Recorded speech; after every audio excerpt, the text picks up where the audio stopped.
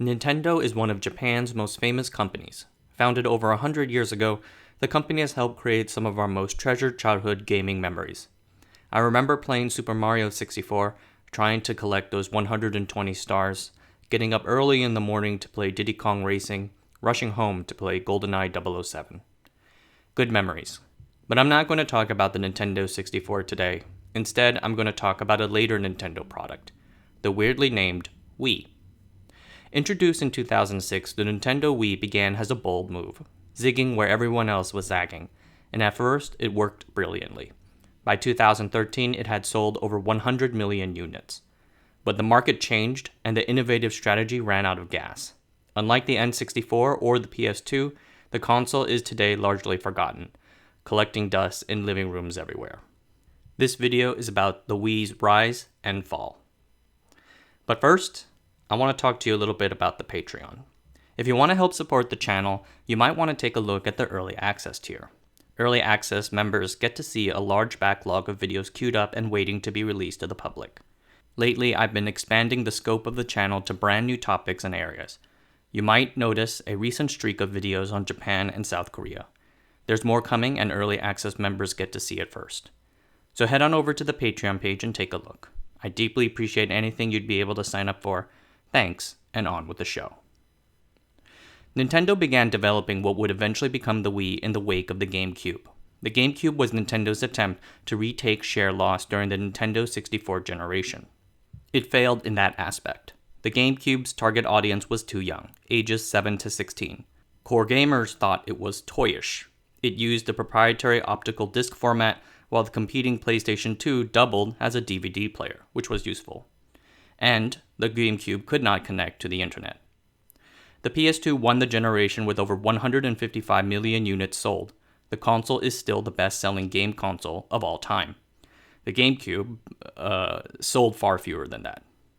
The game console market was more competitive in 2003 than it was during the Nintendo 64 years.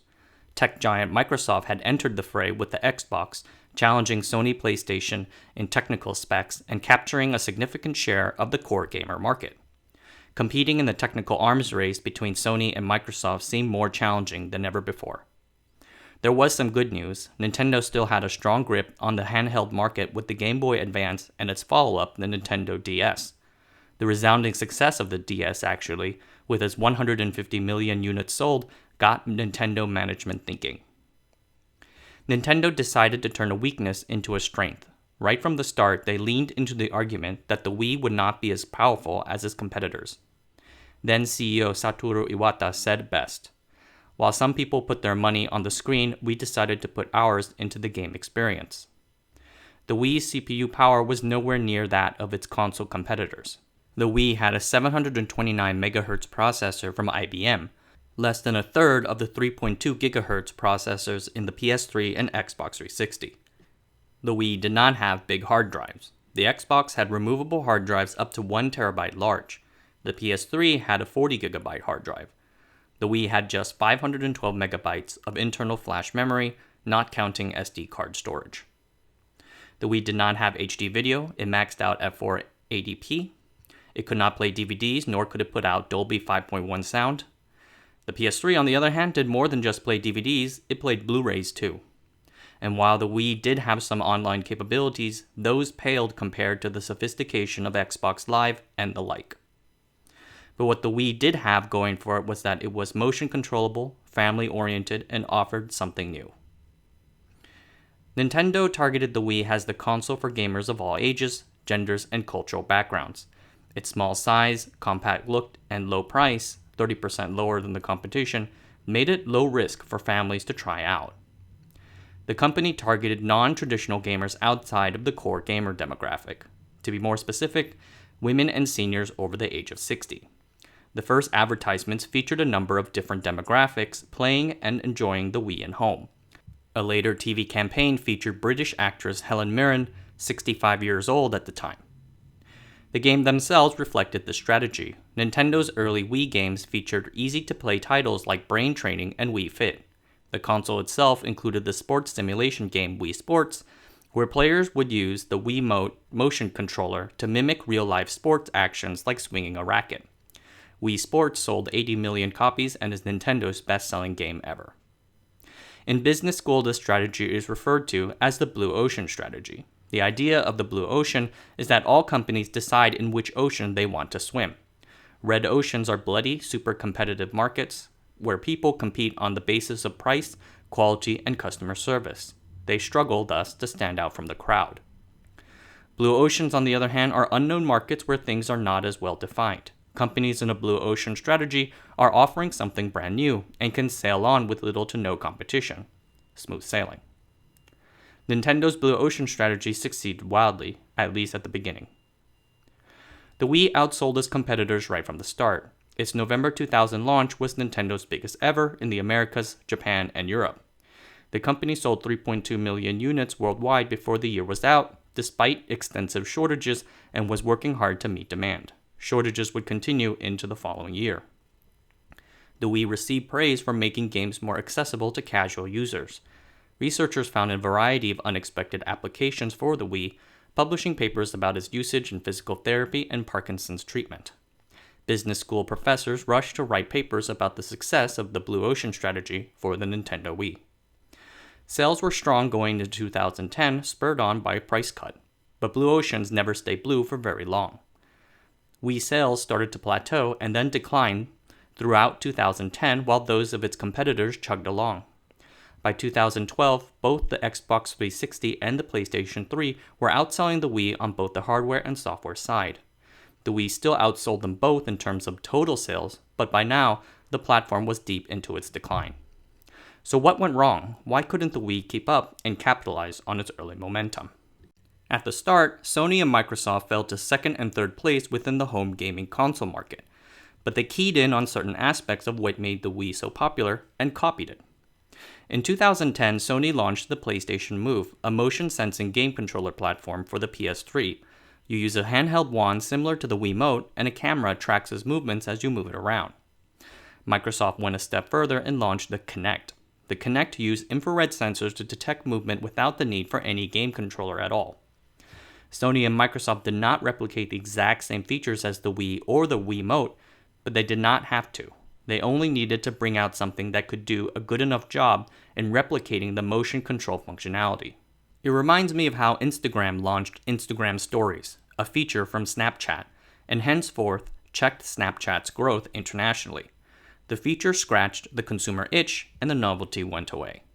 And then there were the gaming partners. The Wii sold more consoles than any other member of its generation, but it failed to turn those sales into a viable platform for its partners.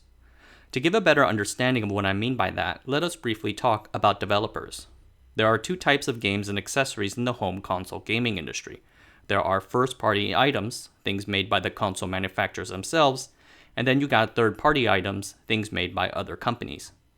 The life of a video game console depends a lot on the third-party games and accessories made for it. Gamers will keep playing a console if they can keep finding great content for it. Grand Theft Auto V is one example. The game was first released in 2013, but it continues to sell year after year. It is such an important driver of sales that the game was made available not just on the PS3 and Xbox 360, but also the PS4 and Xbox One, and the PS5 and Xbox X/S after that. Nintendo has a fine roster of first-party game studios. These include iconic brands like The Legend of Zelda, Mario, and Pokémon. But there are only so many games that Nintendo's in-house studios can make. A console is not going to last in the long term unless its third-party partners put out hit games for it too. A few years into the Wii's existence, third parties put out and sold fewer and fewer games for its platform. By 2011, just 20 third-party games launched in Japan for the Wii. The PS3, on the other hand, saw 138 releases, adding more value to the platform and spurring on more hardware sales. Third-party developers did not adopt the Wii's remote sensing technology, and this appears to be for several reasons. First, imperfections in the hardware held back the full potential of the motion sensing gameplay. For instance, the first-party Zelda game, Twilight Princess. Designed so that players can slash their Wiimote like a sword, the developers had to rework the button layout and Wii controls to make them more intuitive. If it was hard for the in-house developers, it would have been even harder for third parties. With one early game that incorporated the motion dynamics, Red Steel, reviewers found the game, quote-unquote, buggy. One said that its fights were like two cavemen hitting each other over the head with clubs. Second, the Wii hardware was underpowered. I know they leaned into the marketing, and that people are most creative when given restraints, yada yada yada, but we cannot deny that it didn't create problems. The hardware's lack of oomph forced developers to figure out ways to get around the need to have photorealistic environments and characters. We did end up with some beautiful standouts. I love Okami's beautiful Japanese watercolored influence art, but in general, that was an exception and most games failed to impress.